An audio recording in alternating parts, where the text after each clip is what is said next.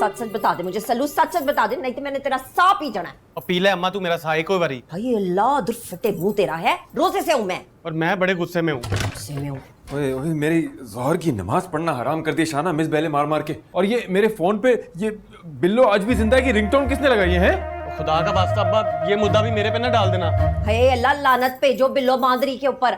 अपने इस नौखे लाडले से ये पूछो कि कोर्ट से आने वाला दूसरा नोटिस जो है वो इसने किस खुशी में फाड़ के फेंका है। अब एक और नोटिस आ गया? आहो तभी तो ऐसा औखा हुआ फिर रहा है ये आपका शहजादा। हाँ भाई क्या चल रहा है तेरे दिमाग में? अब्बा मैंने नहीं अदालत के थ्रू तलाक वलाक देनी, मैंने कसम खाई हुई है अम्मा की।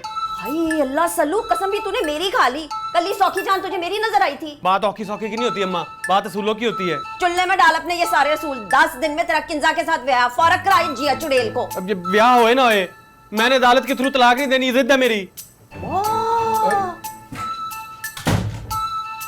एक बात मैं आपको बता रही हूँ, जितनी भी बुरी आदतें आई हैं ना हमारे पुत्र में, आपके टब्बर से आई हैं। खैरतमंद है मेरा बेटा, ठीक तो कह रहा है। आप दोनों की ना गैरती बगैरती के चक्कर में चंगी भली कुड़ी हमारे हाथ से निकल जानी है, आप देख लेना।